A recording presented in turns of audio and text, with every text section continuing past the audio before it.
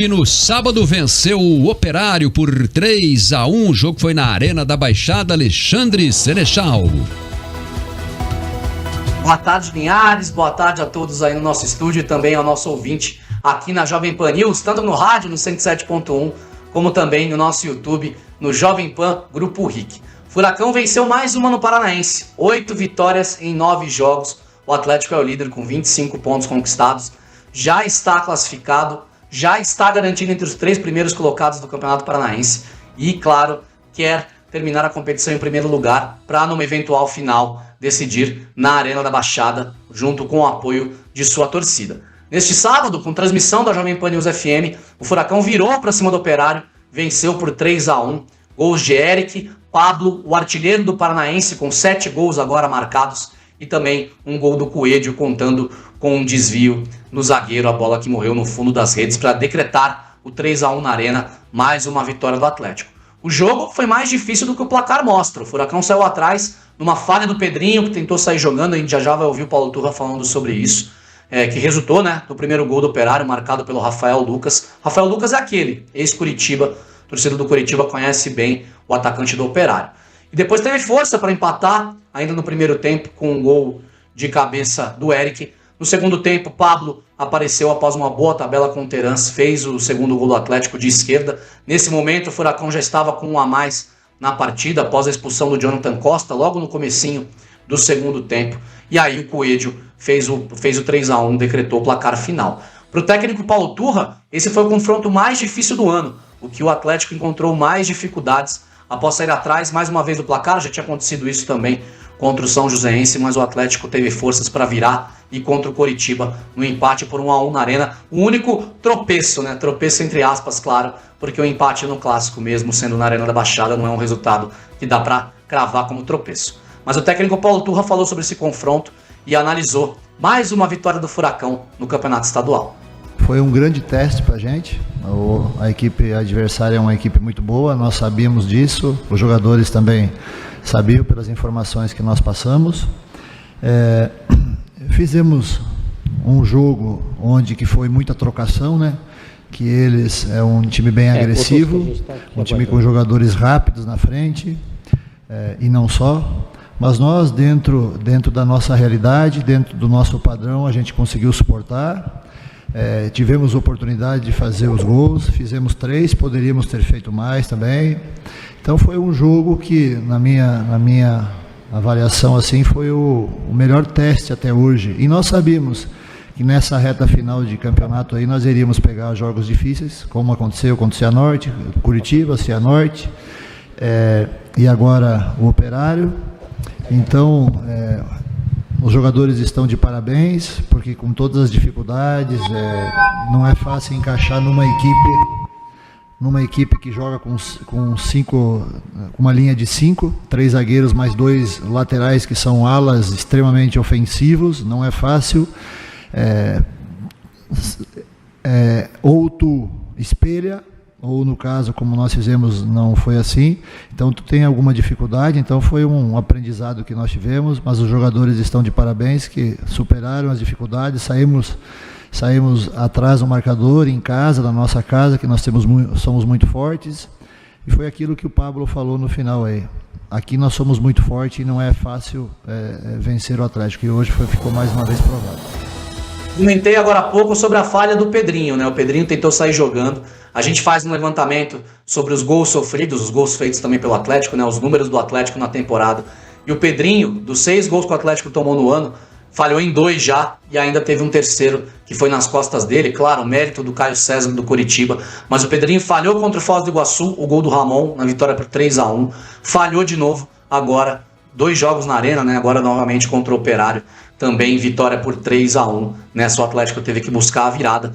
O técnico Paulo Turra disse que está satisfeito com o que tem na lateral esquerda. O Fernando ficou no banco mais uma vez, o Fernando que só jogou 2 jogos, atleta vindo da Chapecoense, substituto do Abder, que foi jogar no Betis da Espanha. Fernando não tinha condições de jogo, mesmo assim ficou no banco. O técnico Paulo Turra falou sobre o profissionalismo do Fernando, disse que vai conversar sobre o Pedrinho, porque ali não é um lugar para sair jogando, como ele fez no gol do Atlético, e que confia nos laterais que tem à disposição para a esquerda, e não está, nesse momento, no mercado em busca de outro jogador para a função. Vamos ouvir o Paulo Turra.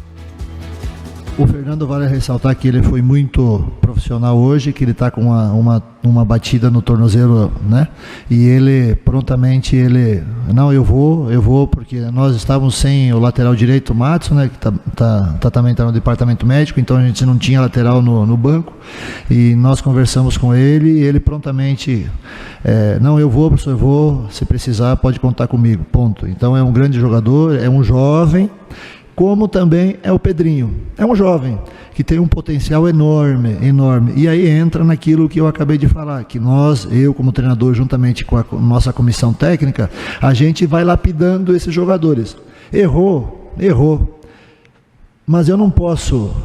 Lógico, a gente vai chamar ele, vai conversar, vai mostrar. Ele é bem autoconsciente. Mas... é o que nós temos no momento, e eu estou muito contente, não só com o Pedrinho, com o Fernando, mas com todo o grupo, como eu já falei. Eu estou muito contente com o nosso grupo de jogadores que o Atlético tem.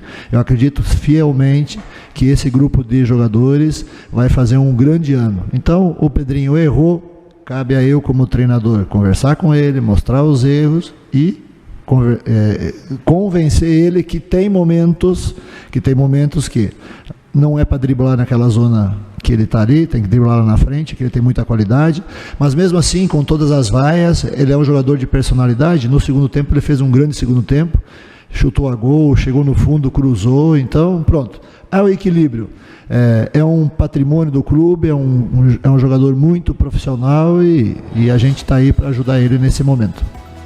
O Atlético segue invicto no campeonato, segue não com 100% de aproveitamento, claro, porque teve um empate, mas com essas 8 vitórias em 9 jogos. Mas deixo uma pergunta para vocês aí no estúdio. Dá para confiar no Pedrinho? Dá para confiar no Fernando, pelo que vocês viram? O Atlético precisa buscar um jogador para essa função. E claro, também gostaria que vocês analisassem mais uma vitória do Furacão. Furacão que volta a campo na quinta-feira contra o Cascavel. Mais um jogo com transmissão, claro, aqui da Jovem Pan News FM. Alexandre Senechal trazendo aí as notícias do Atlético, a palavra do técnico Paulo Turra. E o torcedor do Atlético faz essa pergunta também, né, Janaína? Será que Pedrinho e Fernando vão dar conta da temporada em jogos, por exemplo, de Libertadores, no Brasileirão, ali no setor esquerdo? Ou seria prudente para o Atlético, nesse momento, pensar em um reforço para essa posição? Pois é, né? O Pedrinho, o problema é que ele já cometeu algumas outras falhas desse jeito, né? De forma juvenil no campo, então o torcedor pega no pé dele. Então ele foi já no comecinho do jogo, né? Isso que foi 2 o pior. Minutos. Isso foi o pior. O Atlético tomar o gol no começo do jogo e aí, justamente de uma falha do Pedrinho, e aí o torcedor começou a vaiar ele, começou a reclamar, e aí ele sente toda a pressão ali. Mas você veja que no segundo tempo, realmente, concordo com o que o técnico Paulo Turra falou, ele jogou muito melhor. Então, assim, ele conseguiu suportar essas críticas e manter o equilíbrio emocional para conseguir mostrar uma qualidade melhor e não falhar nas vezes que pegou na bola. Então acho que é uma questão de conversa, de amadurecimento também. Ele é um jogador jovem, como ele falou, além do Fernando, que também é um bom jogador, tem também o Vinícius Cauê, que foi inscrito agora no Campeonato Paranaense, né, para suprir até a ausência do Vitinho aí, que foi embora. Então eu acho que é uma questão mesmo de entrosamento, de fazer com que o jogador amadureça nesse sentido, para não cometer falhas que são completamente evitáveis, né? Agora, mais uma vez, o Atlético teve esse poder de reação que a gente tanto fala, que é super importante. A gente imaginava que seria um jogo duro, seria um jogo intenso, porque o Operário é um time agressivo, o Guanais conhece muito bem o Atlético, né? Trabalhou ali e provavelmente já tinha orientado o time em relação ao que iria encontrar o cenário na Arena da Baixada, apesar que o público foi um público pequeno em relação às últimas partidas, mas é um lugar de vantagem muito maior pro Atlético, que tá jogando em casa, que joga mais leve, que conhece muito bem, né, o seu terreno.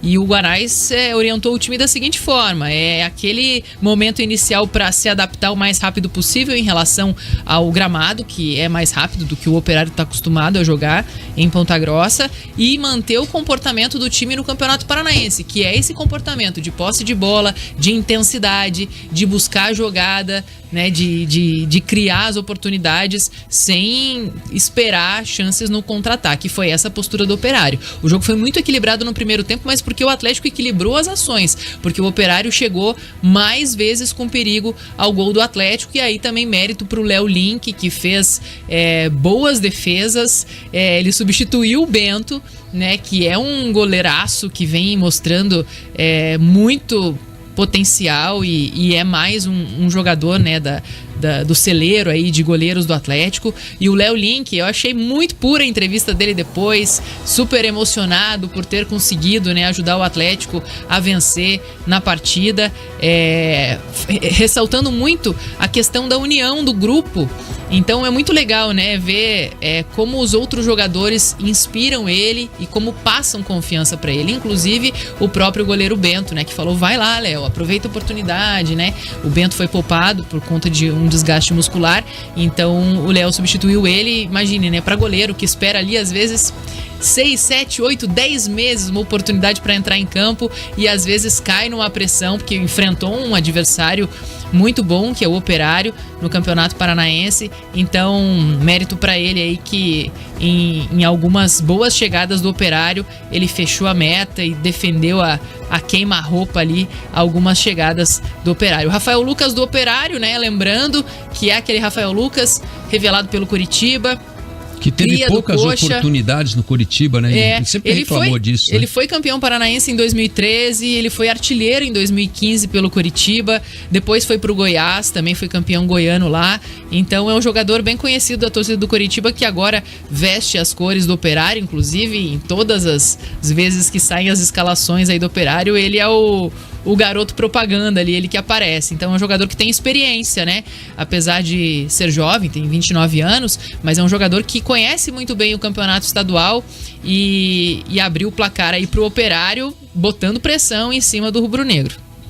Então tá certo. O Operário perdeu aí de virada, né? Reclamou muito da expulsão lá do Jonathan Costa, que acabou acontecendo no segundo tempo. Não foi nada. Até encontrei o Bruno Batata, né? Que agora é dirigente lá no estacionamento, né? E ele tava acompanhando a imagem, né? Ele falou: olha, eu até comentei da expulsão, né? Falei assim, ó, pô...